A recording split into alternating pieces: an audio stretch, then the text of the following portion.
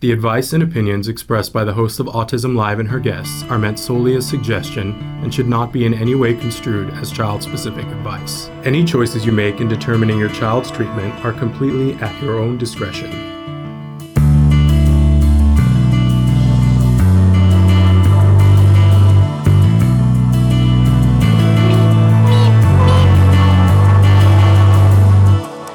Good morning and welcome to Autism Live. I'm Shannon Penrod and I'm already laughing today because one of the things that we always say here is that we make plans and the universe laughs. And we've got a big show planned for you, guests that I'm very excited about having you meet and hear from. And we're hoping that everything goes well.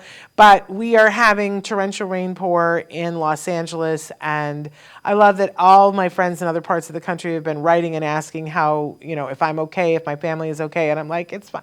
It's rain. It's rain. But we have identified that there is a leak that's just outside the studio here in our electrical room. Yes, I know, I'm laughing about it. We've notified the officials and the experts and whatever, and we've told them that we're starting our live show. We're going to do as much as we can here, but at some point, I guess it's possible we could lose power, or at any minute workmen could come in. I'm just warning us, and we're all going to have a sense of humor about it. I feel like this kind of, keeping the sense of humor about it and realizing we've made a plan, anything could happen, it goes hand in hand with being a parent of an individual on the autism spectrum. You're making plans, and then other stuff happens. And I learned many years ago, you got to roll with that.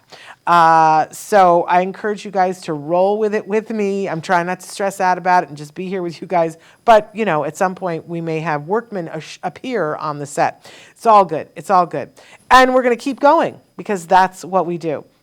So I'm excited to be here. We're live right now on Facebook, YouTube, Twitter, and about a dozen other sites. And our wonderful Chris Desmond is going to show you some of the places that you guys can be watching the show live or watching it recorded. You know that we have, in addition to where we are live right now and that you guys can be writing in, we have a very robust YouTube channel that we've been doing this show. We're in our 14th year of doing this show. And so there are so many videos. You can go onto our website, which also they tell me is having a little bit of difficulties this morning. But I encourage you to go to our YouTube channel. I know it's just springing leaks. We're in a boat that's leaking. So you can go to our YouTube channel. I believe that still exists, and search 13 years worth of videos. You can put in keywords to find what it is that you're looking for. But we also are available as a podcast. Pretty much wherever you download your podcasts, you can find our podcast and Ask Dr. Doreen, which is a separate podcast from Autism Live now. You can download them for free. Obviously, you realize there is a cost when you download the audio.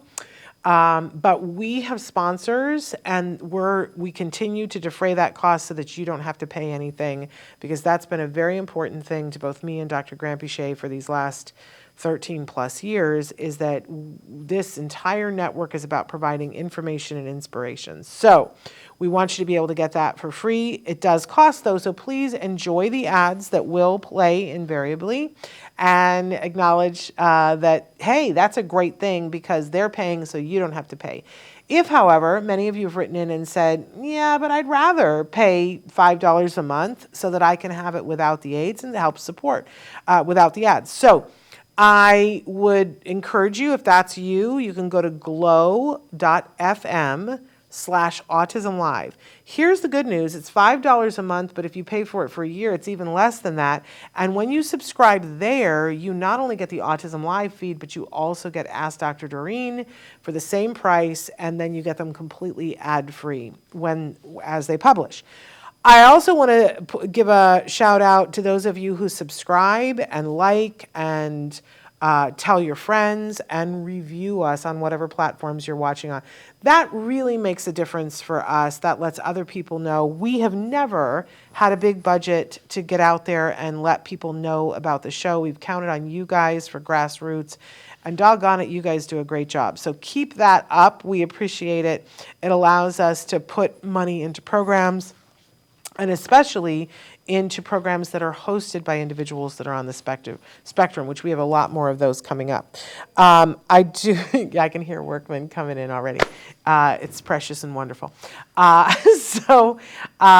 excited to be here today because we've got two amazing guests that are here to talk about a very important show that's near and dear to my heart that's coming up in just a couple of weeks. On the 25th of October, there is going to be a show that's called A Concert for Autism Care Today. This Autism Care Today, as you guys know, is a charity that was founded by Dr. Grant Bichet, and what they do, they're a national 501c3, and they give grants to individuals and organizations to support individuals on the spectrum, and here's the really cool part, with what they need. A lot of charities have, and there's nothing wrong with this either, but they'll say, hey, we're giving away iPads to people who need them on the autism spectrum. That's a wonderful, wonderful thing, but then for the family who says, we don't need an iPad. What we need is a fence because our child elopes. That's what would really help us to save a life and support this individual so they can be outside safely. So ACT Today does lots of different programs and grants, and people can apply. Usually there's one every quarter, an application phase where you can apply for grants. That's what they do for families, and families can write in and say, here's what we need, and they write a letter. There is a thing where they ask for income verification, but the grant, deciding on the grant isn't based on the income, it's based on the need, and a lot of times the letter is the persuasive thing. And more over the years, we've had individuals who've written in and said, I'm a teen or a young adult on the spectrum, and I'm an artist.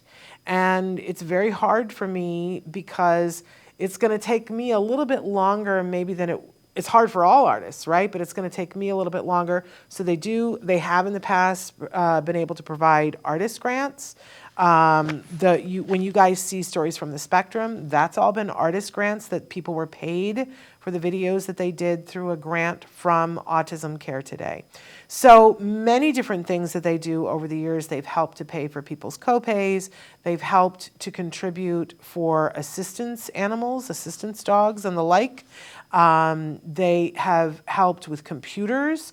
They've helped with iPads and everything else that you can think of. A family can write in and say, here's what we're asking for because this is what would help us. It is important to note that the grants for those kinds of things are paid to a vendor. I know there was a little bit of a scandal many years ago that there was a charity that was giving out swimming lessons, and they discovered that the parents were taking that money and not using swimming lessons.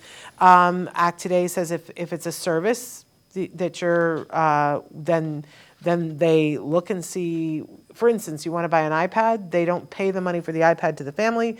They literally will order the iPad for the family. So it's a charity that I really love, not just because Dr. Grant Bichet founded it. For years I was on the board. Now I'm just like their most frequent volunteer because I love the charity and support wholeheartedly what they do.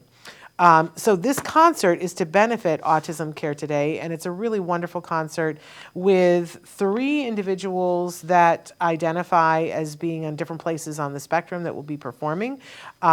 We have the producer that's going to be joining us today, Clifford Bell, and one of the performers, George Steeves, who we've had on the show many times before, and we adore George. He's a fabulous actor. And I said earlier, I say it all the time, I kind of want to be George when I grow up. George is just making it happen. And I've many times followed in George's footsteps and asked him for advice. Like when I took a show to the Hollywood Fringe, I was like, George, tell me everything I need to know. So George is pretty amazing. He's going to be with us and talking about what he's going to be doing during the show. And we'll talk about the other 2 performers as well, how you can get tickets to the show, where it will be, and the whole 411 about that we have coming up in just a few minutes. So before that, though, we have our jargon of the day. And today I wanted to, we've had much controversy here this morning about if we have done this term before and if we did it recently. I'm not sure, but we're doing it today. Neurodiversity. I had something happen just a couple of weeks ago where you guys know, if you watch the show, that I identify as a pony. This is how I have talked with my son about how I would like to and how he would prefer that I identify when talking about my personal relationship with autism. I am a pony. I am a parent of a neurodiverse individual. And I was saying this at an event that I was at, and a really wonderful person that I truly adore came up to me and said, "You know that's wrong." And I said, "Excuse me, what? What did I say that's wrong?" Because heaven knows I say lots of things that aren't right in my life. And they said, no. What you want to say is that you're a parent of a neurodivergent person. And I said, "That's a wonderful word. It is not the word that my son uses." And they said, "Yeah, but that's the word. Neurodiversity is not a thing. That means that you're diverse and that you can do things one way and you can do things another way, and that's not the thing." And I said, "For you." And I respect and applaud that for you, the word is neurodivergent. My son does not identify with that word. He identifies with neurodiversity. And so I thought we would just do the jargon term today, because I think it's really important that we allow people to use whatever words work for them. And I'm going to stick to the word that my son uses for me to describe myself and my relationship to autism. So here's why. And when we do jargon of the day, first we give you an actual definition that's from a source, and then we kind of pare that down to make it a little bit more user-friendly. But I actually kind of really love the first actual definition that we have, and I love the source that it comes from, because it is from an organization that is entirely people on the autism spectrum. So we're getting it directly from, as they say, the horse's mouth. So let's take a look at our actual definition for neurodiversity, which came to us from the geekclubbooks.com. The concept that differences in brain wiring, including conditions such as autism, ADHD, and dyslexia, are not defective, but the result of a natural variation in the human genome. Atypical thinking styles are recognized as valuable sources of insight, creativity, and innovation. Yay! Let's go back over some of that. So it's differences, right, in the wiring, and that it is the result of a natural variation in the human genome. And while people might consider it atypical, that's the only part of it that kind of rankles for me. I will love it when we get to the point when typical thinking encompasses lots of different varieties, right? That it's typical to have a different way of processing information. But I love that they're recognized as valuable sources of insight, creativity, and innovation. For the win, ladies and gentlemen. Geek Club Books. But because we do jargon and we try to pare it down to make it as easy as possible, our working definition, if Chris will share that with us, is it's a positive way of languaging unique ways of processing, and it's that thing that we've been talking about forever, different but not less. Different but not less. There we have it. I love that. And maybe on Wednesday we'll do neurodivergent and see how close or different it may be. I want to again remind everybody that if whatever words you like to describe yourself, sis boom rah, right? And I make a habit on the show here of saying to people, how would you like to identify yourself? And perhaps we'll have that conversation today. But I think that it's important that we honor, if we're going to honor differences, then we should honor the way people want to language it, right? I have friends, I was explaining this to somebody the other day. I have friends, they said, what's the right thing to say? Do you say on the spectrum? Do you say autistic? Do you say has autism? What's the right thing to say? And I said, who are you talking to? And ask them. because it is different. I have friends who refer to themselves as being autistic. I have friends who refer to themselves as being an autistic. I have friends who say I'm on the spectrum. I have friends who say I'm on the spectrum of autism. I have friends who say I'm neurodiverse. I have friends who say I'm neurodivergent. I have friends who say, why are you bothering to ask me that? I'm me. And they're all total. I mean, I don't walk up to people and say that I am, not neurodiverse. That's not how I identify myself. I love that Nora Ephron always said that there are 5 words that we use to describe ourselves, and that we should, and they change and they morph, and how we, there was a day and a time when I didn't refer to myself as a mom, right? Because I wasn't. And then my life changed and I became a mom. But there are 5 words that we use, that we identify with, and that we should be in charge of those, and that we shouldn't let somebody else be in charge of what those words are. In my list of 5 words, I don't have neurotypical there, nor do I have neurodiverse. It's not, for me, that's not how I choose to identify. It's not at the forefront of how I identify as being neurotypical. So I leave room, and I hope that you guys too, for people to use whatever words that are right for them.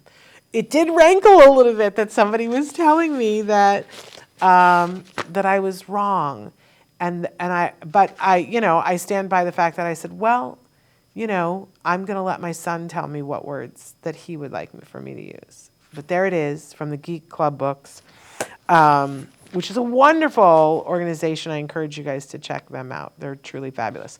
Okay, so I want to talk a little bit about this, and then we're going to bring our guests in. And I have, oh my gosh, I have some pretty intense bios here, and I kind of, we can't cover everything in these, but these are men who are very accomplished. Let me say that. We're going to be welcoming to the show Clifford Bell. He is affectionately known as Lawrence of Cabaret, because he has spent many years as one of the leading directors and producers in the field of cabaret concerts and one-person shows. He really is the go-to guy to do that, and has worked with so many people. His bio is 3 pages long here, you guys. So I'm not going to have time to do all that, but just know that he has been involved in countless productions with countless people. He also is someone who has been very involved with a charity that I know is very near and dear to his heart, Project Angel Food. And with that charity, every year now, he does this amazing event called Our Name is Barbara, and it's always in celebration of Barbra Streisand's birthday. And I have had the great fortune to go to at least one of these performances. It's really a who's who of every performer on, they have Broadway stars that do the show, and it's all to benefit Project Angel Food, which is a great organization. So, and he's been doing that for 24 years. At some point, Barbara is just going to have to come to that, and then I think the world will explode into confetti. I don't know, Clifford, you'll have to tell us if you can survive that. Clifford has also helped to produce several CDs, too many here to mention. He served on the board for many different organizations that have to do with Broadway singers and cabaret and concert performances. Worked with so many people. It's just a who's who of everything. I met Clifford because he was doing a show with Katrina Aguilar, who is going to be performing at this concert. Brilliant performer. And it was Joanne Laura, who brought Clifford in and said, you got to meet Shannon and talk with her. And Joanne is unfortunately no longer with us, but she left me Clifford. And that's a wonderful gift to have. And now Clifford and I have paired up with a wonderful former Broadway performer. And we are hopefully going to be doing, we've established something called Broadway for Autism, and we hope to be bringing some shows to the world soon having to do with that. And right now, Clifford is featured in the documentary that I've not yet seen but can't wait to, Studio One Forever. Clifford is in that alongside Cheetah Rivera, Bruce Valanche, Sam Harris. I've heard amazing things about this movie, and I can't wait to see it. So we're going to be welcoming Clifford, but also George Steeves. And as I mentioned, George has been on the show before. He's a film and television actor. He's a working guy. You probably have seen him on NCIS Los Angeles, or as well as Saving Paradise. You can stream those now on Tubi and on Amazon Prime. Saving Paradise, he plays George. George plays the character of Walt Wilson. And so and again, I have not seen that either, George, but I hear that you are wonderful in it. George is also a really accomplished performer. He's a playwright. His one-man show, Magic 8 Ball, My Life with Asperger's, won 3 awards after its 2017 Hollywood Fringe Festival. That's a mouthful. And went on to be the pick of the Fringe 1 year later at the 2018 Edinburgh Festival. He has gone on to do another show. His second show is Love and Sex on the Spectrum. Amazing show. That's won 2 Fringe Festival awards, and that went on to go to the Edinburgh Festival as well.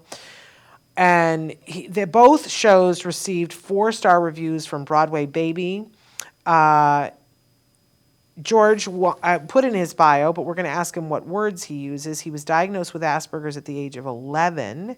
After growing up in the suburbs of Philadelphia, George relocated to Southern California in the fall of 2008. He attended the Southern Lutheran University after receiving his BA in communications with a minor in theater arts.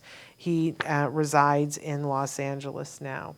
So we are welcoming these 2 gentlemen. Are you with us, you guys? Hi. So far, so good. We haven't had workmen break in, and we still have the internet and electricity. It's a win-win-win. All right.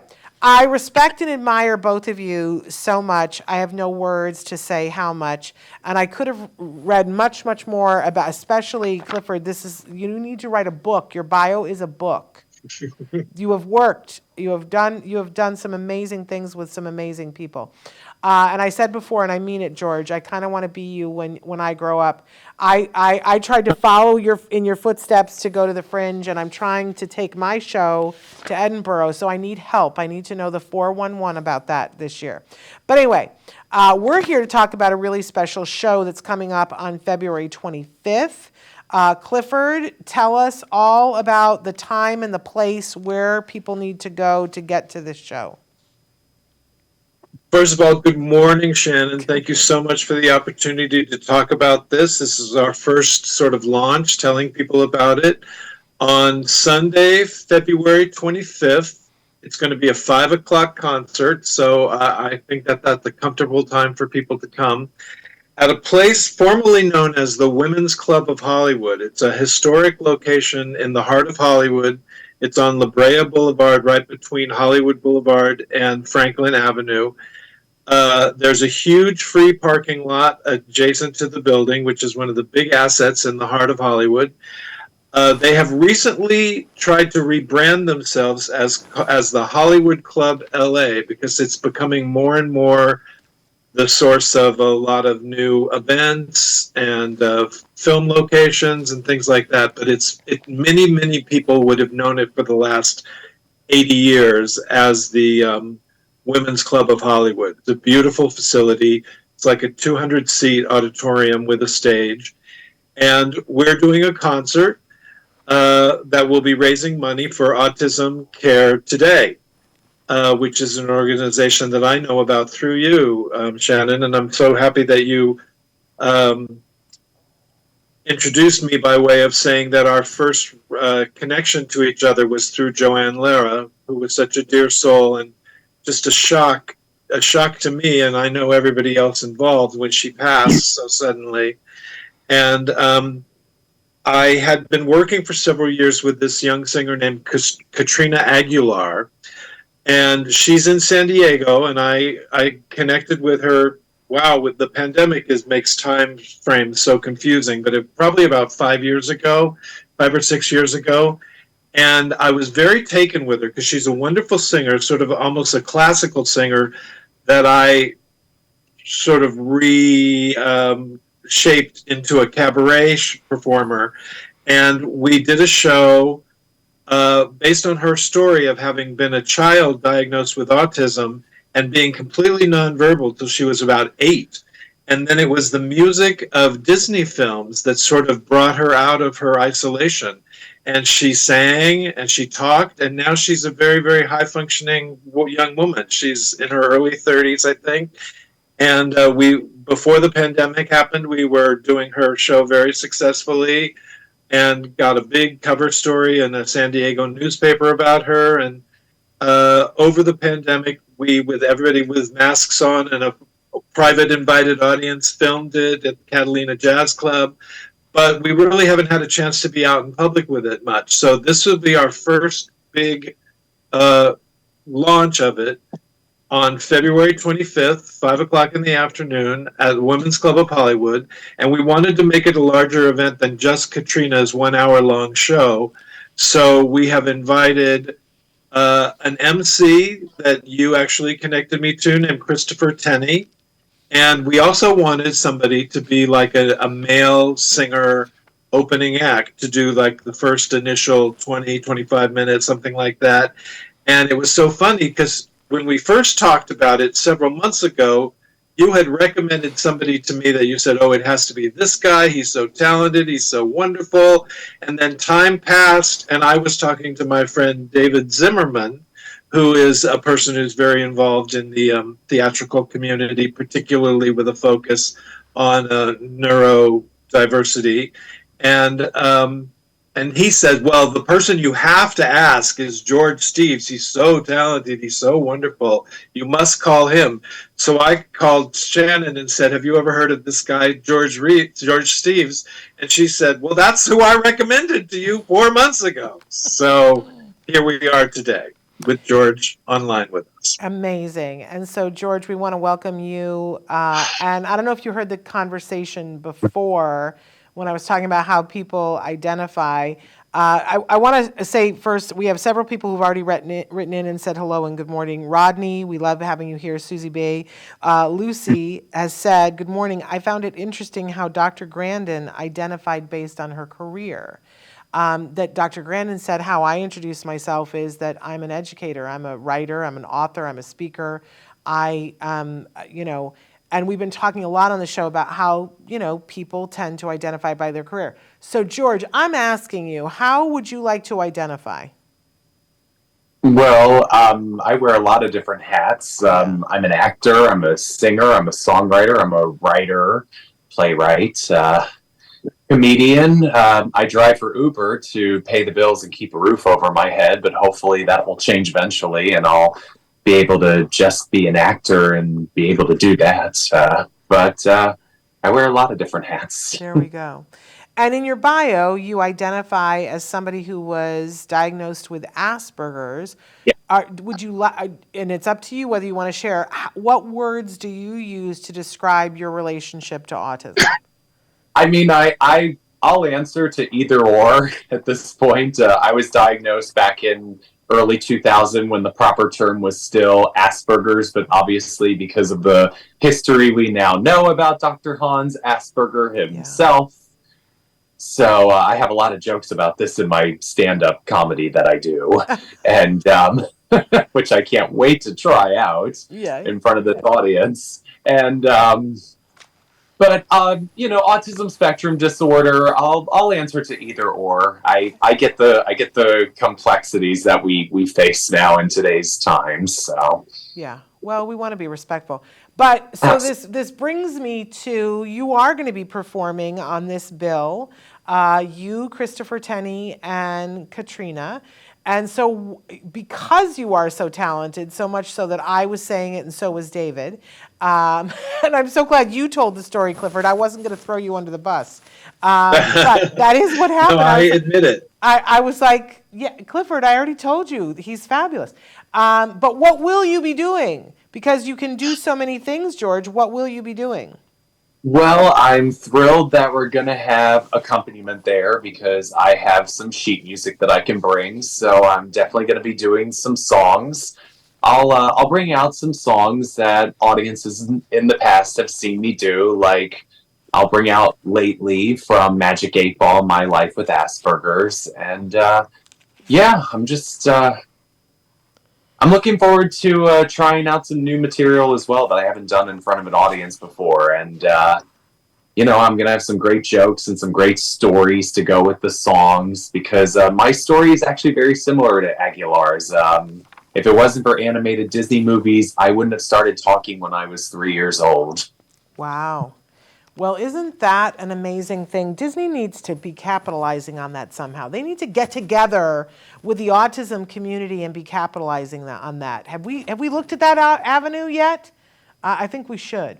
All of us. I mean, there is a documentary feature film called Life Animated where Yes. this was the main topic of discussion with Owen Suskind. I'm just surprised that Disney hasn't done more since because Life Animated wasn't even a Disney-produced film. That was an independent documentary, so. But it was Oscar nominated. You would think that Yeah, Disney would have. correct. Yeah. So, Clifford, that's a job for you. You're the Okay, can-do guy. You I'm on it. You get Disney on board with all that. Okay. Can I say something real quick, Shannon? Yes, absolutely. I haven't had a chance to talk to George about this, but he mentions, well, it's good that we're going to have accompaniment, but more than accompaniment, you're going to have a superstar pianist. The pianist for the show is Brad Ellis, who for the last 30 years has been one of the biggest names in Broadway, arranging and working in movies and all that. But he also is known for being a series regular on the show Glee. Yes. A lot of people might remember him as Brad the pianist, and it was so funny because he got that job because he was one of the musical supervisors, and he was actually one of the people that was involved in casting everybody. Like he found Corey, and he worked with Leah, and he was involved in everybody's audition process to be cast. And one day Ryan Murphy said to him, "Now wear all black tomorrow." And Brad was like, "Okay, well, if Ryan Murphy wants me to wear all black tomorrow, I'll do whatever he says." He didn't know why, but he followed directions. And he showed up, and it turned out he became the classroom pianist. Yeah. So every time there was a musical number, Brad's there, and they talk to him and they interact with him. And when Gwyneth Paltrow was on and Kate Hudson was on and all the stars were on, Brad was always at the piano doing the numbers with everybody. So he's your pianist, George, and he's amazing. I can't wait to bond with Brad over Glee. I did extra work on Glee when I was in college. I was on the Paramount lot as an extra when I was in college. Wow. All right, well, you'll connect. There you go. I remember I always thought it was funny when the show first came out, and I just thought it was so revolutionary and so wonderful. And but Brad, they would be in the classroom and they'd be talking about something, and then all of a sudden, there would be Brad at the piano, and it was always the joke about where did that guy come from. And I think it was like sometime after the first season that they released and let us all know, no, he's really the guy. Like he's really playing that piano. He's really the guy. And we all thought it was so brilliant. So amazing that you have that level of royalty at the piano. First of all, that's really, and so you didn't know that till just now, George? No, I'm very excited. This is going to be the honor of a lifetime, actually, and it comes full circle. So there you go. Absolutely love it. I want to pause for just a second and say that you can buy tickets right now by going to Eventbrite. And there's a really long thing, but if you go to Eventbrite and just put in a concert for Autism Care Today, you'll be able to go right to the page and you'll be able to purchase tickets. I know that Clifford has worked really hard to make these affordable on anybody's budget. What is it, the first 5 rows, you're charging a little bit more. Yeah, the first 5 rows. But it's not even that much. It's $35 to sit in the first 5 rows and $25 to sit beyond the first 5 rows, which I really love. That's a fairly affordable. If you're in Los Angeles, you know that's a really good ticket price, and you're going to be seeing an amazing show. If you have trouble with websites and websites are not your thing and you can't figure the Eventbrite out, Clifford's gotten a phone number for you. I've never heard of this before, but you can go, like, they don't have this. Nobody has this anymore. I'm very proud of you, Clifford. So the phone number is 323-769-7000. I'm going to say it again slowly. 323-769-7000. You can also find out more information about the Hollywood Club LA by going to hollywoodclubla.org if you want to find out about the venue, because I know some of you like to search up the venue and the parking beforehand, although Clifford just told you it's free parking. Who has ever heard of that in Hollywood? That's cuckoo for Cocoa Puffs. The proceeds benefit Autism Care Today. If you want to find out more information about ACT Today, you can go to act-today.org. So there's all of that. We'll repeat all of that a little bit later. But that is happening on February 25th at 5 o'clock. Let's go through the lineup so that we cover everybody in the lineup. We've kind of teased it a little bit, but who's first up in this lineup? Clifford? Well, we're going to have, I'm calling him the MC, the host. We have comedian Christopher Tenney, who, as I mentioned, is somebody that I know through you, so you actually know more about him than I do, although I have seen his performance tapes, and he's very charming and funny, and he's going to be like a host MC figure who will do a little material and then introduce George. Yes. And then George will do a segment. Let me pause and say something about Christopher Tenney before. Go. For our audience, you guys know him because on Stories from the Spectrum, he's got 2 videos that he did. He's the one that you guys just love, that he did a whole thing about going to the car show, the outdoor car show, and he did this hilarious thing about looking at these old cars and talking about them. He's very knowledgeable about old cars. And you guys love that video so much that we also had him do another video about his career as an actor and some of the things that he's done. He's done commercials and things of that nature, but he's also a stand-up comedian. And I've gotten to see him a couple of times perform. He's the one that I talked about because he opened the show when they did a big show with Ringo that benefited the Ed Asner Family Center, and he opened that show. And I'm telling you, I was a nervous wreck for him to come out with the bill that they had, and to come out on the stage in this huge theater in front of all these people, and he slayed.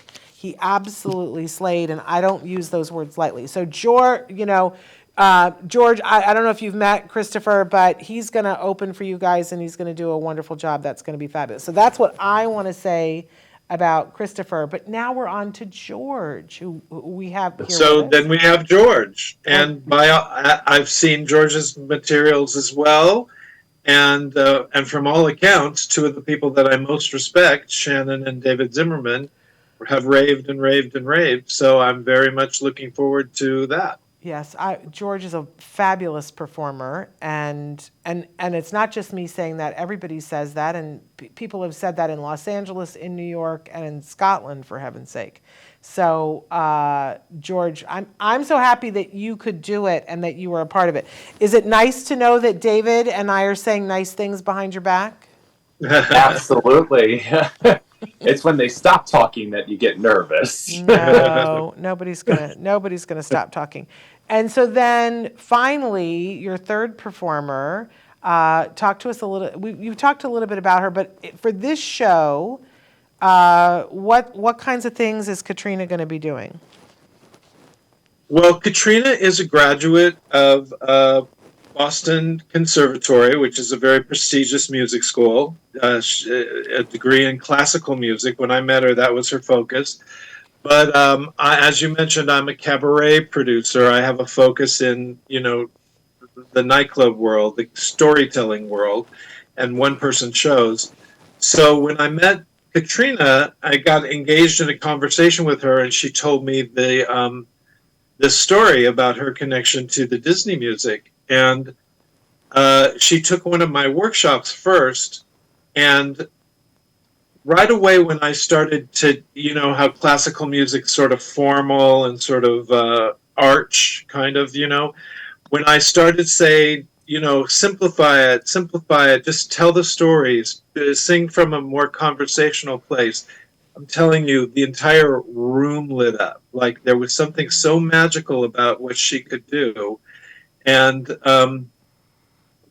so we worked on a show, and it's largely her concept. It's largely her writing. I, as a director, have shaped certain things and kind of made it the best theatrical thing it could be. But it's really very much her artistic piece. And, she does all the classic Disney stuff, A Dream is a Wish Your Heart Makes, and Feed the Birds, and, all the things from my generation of Disney. But more importantly, she and her original musical director, Richard Morrison, they're young people. So Disney to them means, Aladdin and the Little Mermaid, and all those things that I didn't even know half of them, Moana, and all that stuff. So it's actually very largely contemporary Disney, although we do some of the classics as well. And it's just a beautifully paced show. There's a poignant ballad, and then there's a surging triumph song, and then there's a Broadway Frozen type of thing, and it's just a real wonderful collection of music that she does beautifully. And Brad is literally the best. It's like I know Brad because I've worked with him for years. We're very close friends, and I have the luxury in my career to work with a very elevated level of musician. And I'm telling you, every major musician I've ever worked with, when I say, who do you think is the best? They all say Brad Ellis. Yeah. Brad Ellis is the best of all of us. It's kind of amazing that, you were able to have him on this bill. Is that, is he he's somebody he loves Katrina. I've had him as the musical director for a variety of shows that I've had Katrina in. And he just really took to her. They really connected, and he's great with her music, and he's a fan of hers. So wonderful. He was very happy to do it. I have to give a shout out to Evelyn, who's watching. We're so thrilled that we have you here with us, Evelyn. So I want to take a second, you guys, to talk about why these kinds of events are so important for any budding artist. And I'm going to say that it's important to me that we all support this because just like with a lot of other things, there's so many challenges in life, but for a person who's on the spectrum, they may or may not need even more opportunities to be successful at something. And this is a hard period of time in an artist's life as you're working your way up into having more and more credits. All three of these people have really impressive credits because they're all wildly talented. But, George, maybe you can talk to why it's important for you to get in front of audiences and how that helps you as an artist to grow.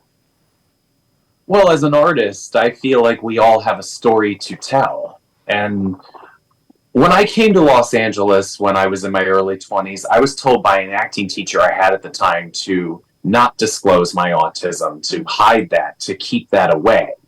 But then when I started embracing it in my art, everything really started to change for me. Career-wise, I was finally getting into doors I couldn't get into before. And I was really making a difference in people's lives, and I was really inspiring people. And that, to me, was the most rewarding thing about coming forward and telling my story and incorporating it into my art. Yeah. And thank you for saying that, George, because, that's the other side of it too, is that as an artist, you need a place to tell your story and you need people to be listening to that, right? It helps you to hone your craft. But while doing that, you are also being a service to the community by being somebody that a lot of people look up to and say, look what George can do. George is amazing.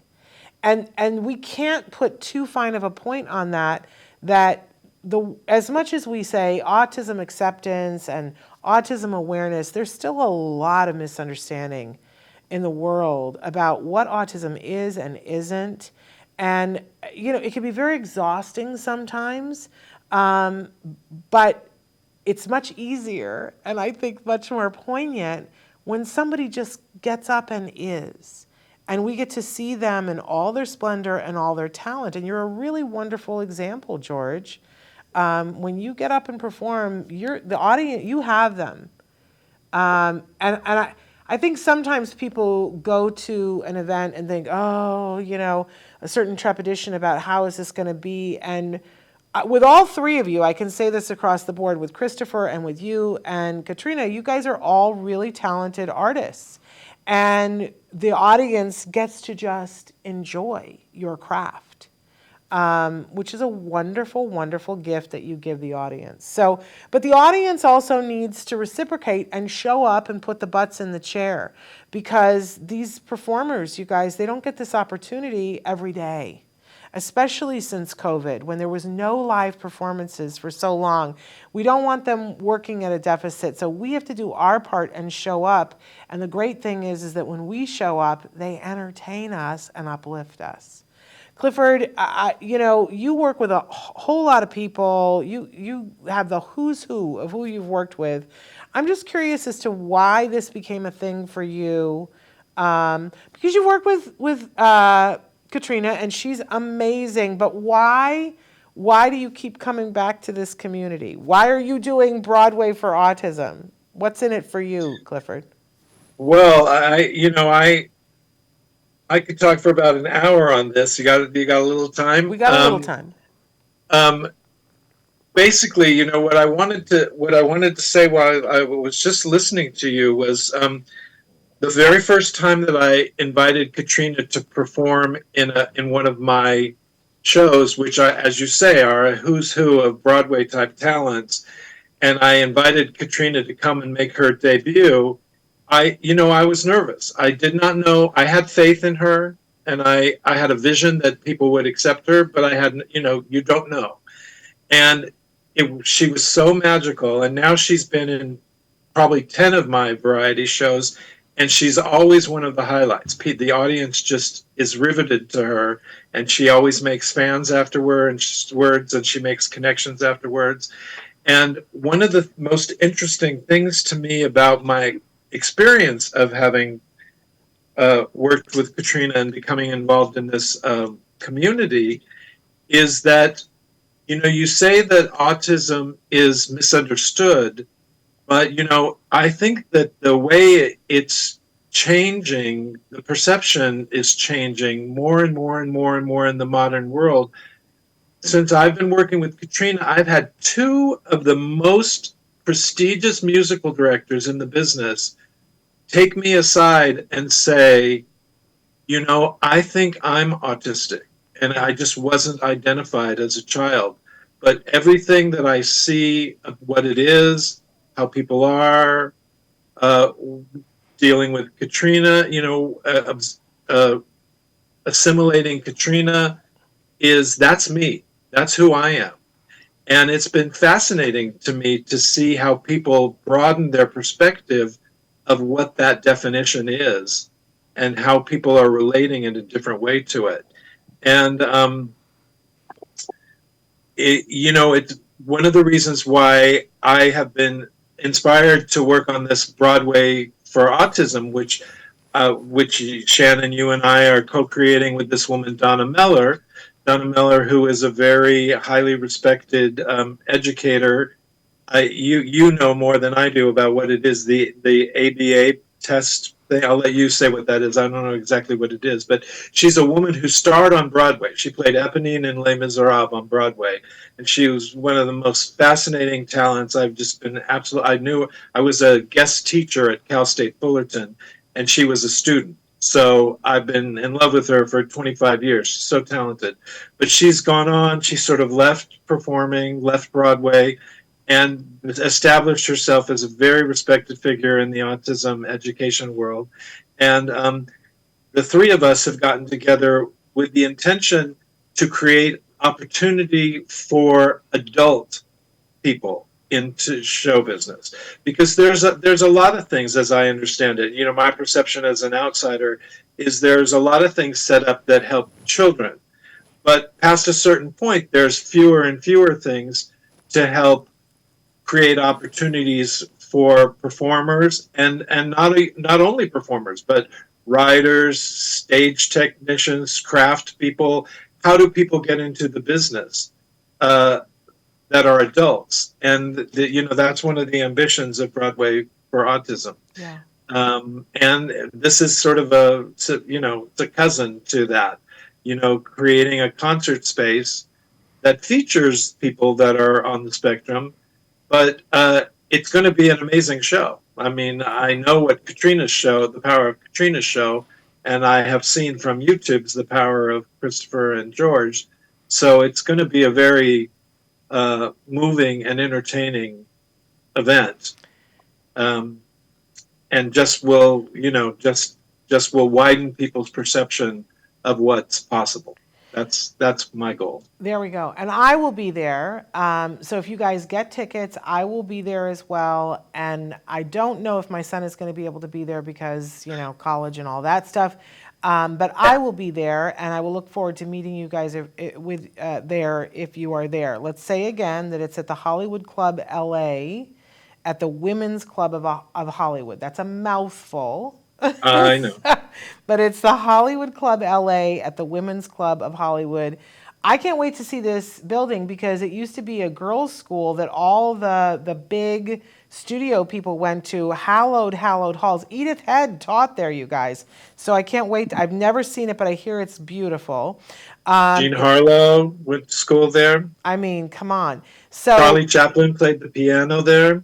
Talk about what if the walls could talk. So we're all going to be there on Sunday, February 25th. The show is at 5 p.m. So we get home early. I love that, Clifford, because I like to get home early on a Sunday night. It is in Hollywood. The address is 1749 North La Brea. It's in a great section of Hollywood, right there by Hollywood Boulevard. So you're going to love it. Very centrally located. And you can get tickets by going to Eventbrite. Just put in a concert for Autism Care Today, and you'll be able to find it. There is also a phone number, and the phone number is 323-769-7000. I do want to say, this is how crazy the world is, you guys, that you were talking about Donna Miller, and as you said, she was on Broadway with Les Mis, and then what's the show where the guys all take their clothes off? I'm having a Full Monty. Full Monty. Full Monty. She toured with the Full Monty forever. I mean, look her up, shivers down your spine when she sings. Amazing. But she left the Broadway world to do what? She became a board-certified behavior analyst, you guys, and started working in the field of autism. How bizarre is that? And she is one of the owners of the company Pass the Big exam, Pass the Big ABA exam. So anybody that your kids are working with that's a BCBA, a board certified behavior analyst, most people go to them to get prepped to sit for their boards. So she is this brilliant educator, but if you can get her to sing for you, she'll knock your socks off. You know what I'm saying? First time I ever heard George. I don't know if you've ever heard her sing, but Google it because you'll be like, oh, for corn's sake. And we'll see if we can get Donna to come and be in the audience for this. I don't know if she's busy, but we'll ask her. Anyway, that's who Donna is. So, but amazing for this show. The lineup is all folks who identify as being somewhere on the spectrum, which I respect and admire. You're going to love Chris Tenney. He's hilarious. You're going to love George. So talented, so funny, so brilliant. And then Katrina. Katrina's name is hard for me because we all know Christina Aguilera. Well, she's Katrina Aguilar. So it's so close, but not anywhere near. Correct. But another talented performer, and she will knock your socks off too. I have seen her perform several times, and she is a delight. So that is what the bill is. Do we know about how long the show is, Clifford?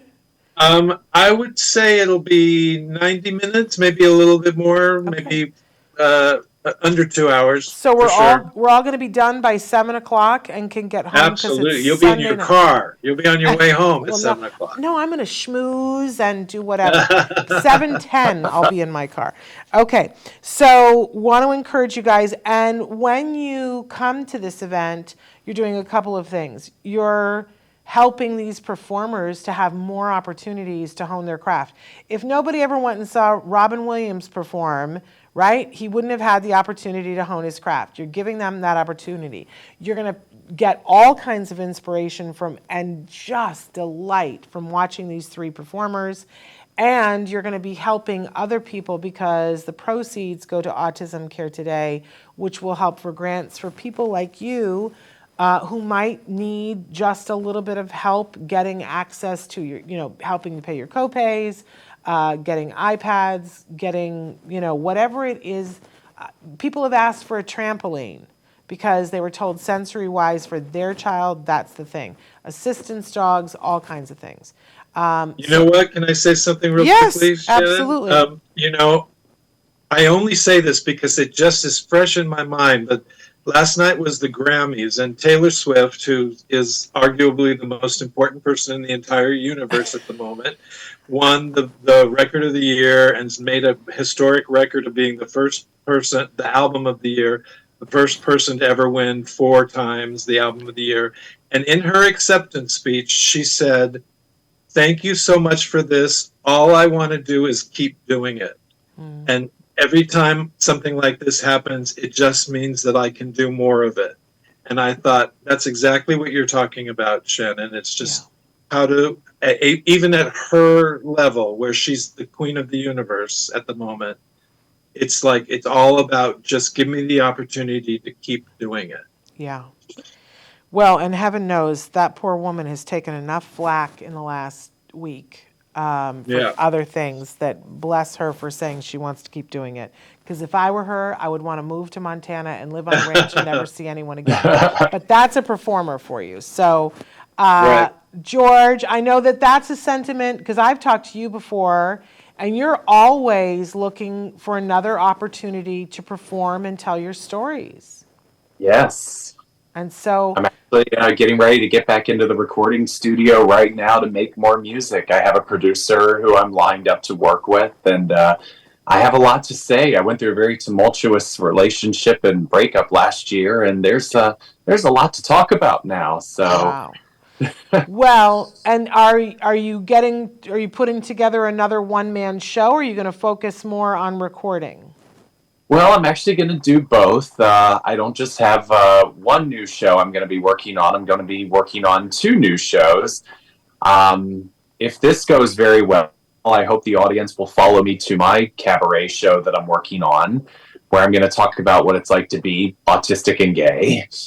And then I'm going to do not just a Cabaret show, but I'm also going to do a full-blown stand-up comedy hour where I tell it from a stand-up perspective. Wonderful. So I'm going to be working on both of those shows this year, and Love and Sex on the Spectrum is going to live on as an autistic gay romantic comedy. I'm collaborating with a television writer on a screenplay right now, so I'm very excited about that. Yay. And My Life with Asperger's is the documentary feature film of my first one-man show, Magic 8 Ball, which will be having its first screening in Virginia this March, which I can't wait for. And we're shopping it around right now to some networks, so fingers crossed. There is no moss growing under your feet, George. I respect this so much. I've said, I want to be you when I grow up. You always got 13 things in the hopper. You're doing a good job.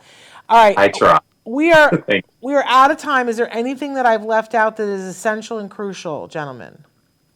Thank you so much for the opportunity, Shannon. Appreciate it. Well, and maybe we can have Katrina down the road before the show. We're hoping. Right now, we're trying to see if we can make schedules align. We've actually even asked if Brad would like to join us too, and Christopher. So we'll figure all that out and we'll let everybody know. But thank you guys for taking the time. I'm glad you didn't have to come into studio in the rain, and I'm glad the internet allowed us to be on, and the leaking whatever The workmen have held off for a couple of minutes, but I got to let them in. All right, thank you guys. Don't miss George on February 25th. I will be there too. Thank you so much for being with us. Bye-bye. Bye. Thank you. Thank you. Small programming note, want to make sure that everybody knows tomorrow we have Asked Dr. Doreen live. Dr. Doreen Granpeesheh will be here with me answering your questions live. Of course, I don't remember what the topic is. I'm such a nebbish. I think it's what to do when you don't agree with what the doctors said for the diagnosis. I think that's what the topic is, if I remember correctly. And then on Wednesday, we have our once-a-month show, Let's Talk Movies, with Moira Giammatteo.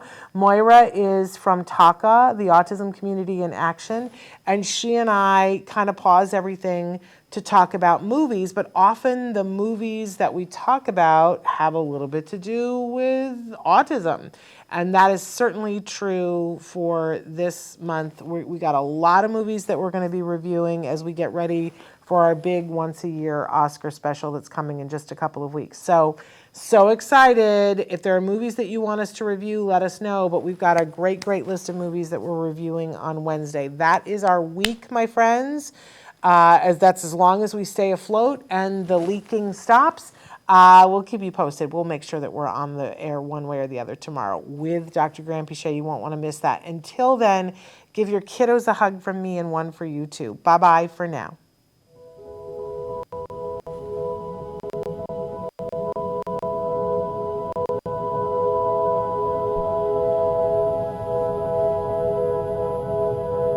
If you found anything helpful in this video, please give us a like. In fact, make sure that you smash that subscribe button on YouTube and give us a like on Facebook.